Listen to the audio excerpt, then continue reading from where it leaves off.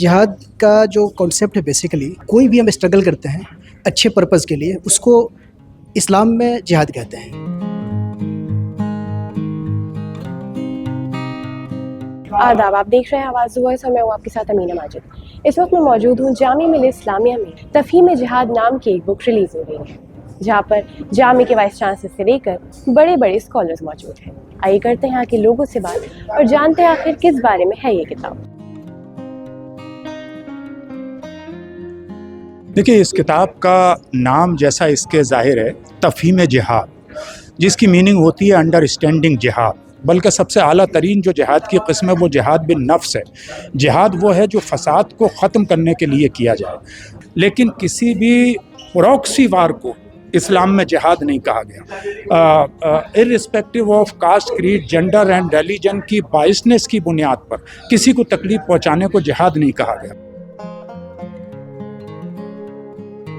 میں نے اسی لیے کتاب لکھی بھی ہے کہ سماج میں چینج آئے، اور ظاہر سی بات ہے لٹریچر جو ہے بہت جو لے پرسن ہوتا ہے وہ نہیں پڑھتا ہے، جو ہمارے انٹلیکچول جو سوسائٹی ہے یہ پڑھتی ہے۔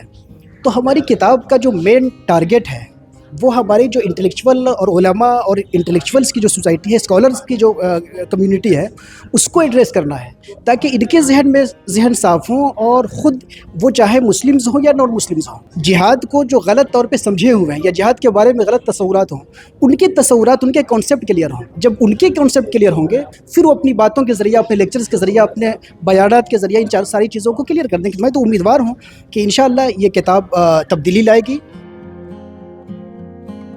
اب یہ کتاب جو انہوں نے جہاد کے موضوع پہ لکھی ہے، اس کتاب میں آپ جب اس کا مطالعہ کریں گے تو آپ کو اندازہ ہوگا کہ کتنی انہوں نے بیلنس ہو کے کسی بھی طرح سے کسی ایک فرقے کے ساتھ یا کسی ایک سوچ کے ساتھ، کسی ایک خیال کے ساتھ انہوں نے ایسا نہیں کیا ہے کہ بھئی وہ کسی ایک خیال کو پروموٹ کیا ہو۔ جہاد کی جو صحیح تفہیم ہے، جو صحیح تعریف ہے، اور جہاد کی اس طرح سے صحیح تعریف کہ اس کے معنی مزید بدنام نہ ہوں، بلکہ اس کے معنی جو ہے وہ کھل کر سامنے آئے اور یہ اندازہ ہو کہ جہاد کے صحیح معنی ہیں کیا۔ اسی لیے اس کتاب کا نام تفہیم جہاد ہے۔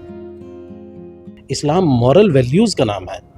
ہمیں جب ماڈریشن کی بات کرتے ہیں تو ہم سمجھتے ہیں کہ اسلام شاید کوئی ریلیجیس قسم کا، ریچولیسٹک قسم کا ایک سیٹ ہے، تب ہم ماڈریشن کی بات کرتے ہیں۔ لیکن اسلام کو اگر ہم ٹھیک سے ایک بار سمجھ لیں تو خود ماڈریٹ ہے۔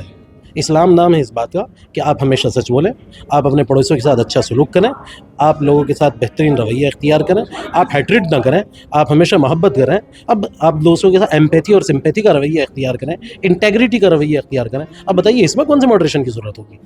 یہ خود ایک ماڈریشن ہے۔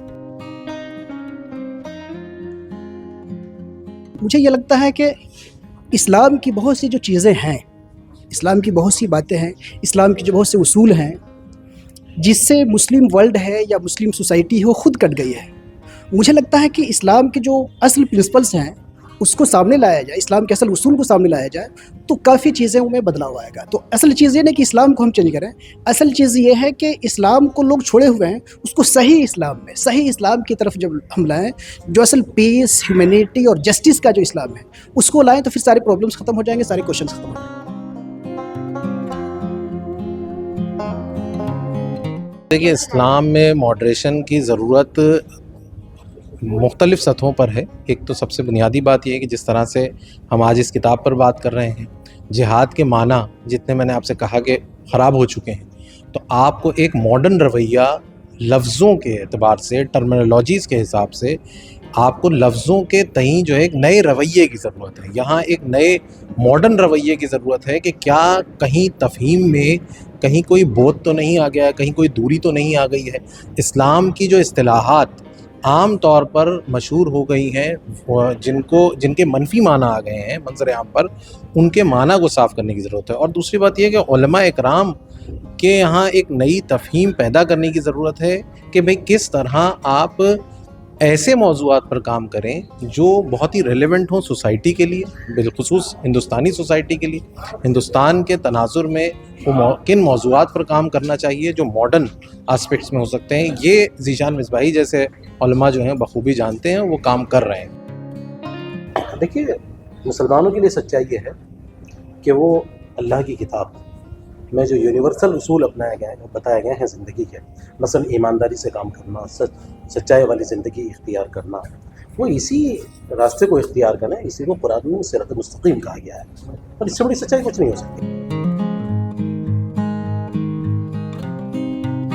یہاں ہم ڈفرینٹ پوری کنٹریز میں آتھرز سے جو اچھے لکھنے والے ہیں ان سے ہم رابطہ کرتے ہیں، ان سے ہم سنوپسز منگاتے ہیں اور ان کے ریسرچ اور ان کے کام کو دیکھتے ہیں کہ پاسٹ میں انہوں نے کس طرح کے کام کیے.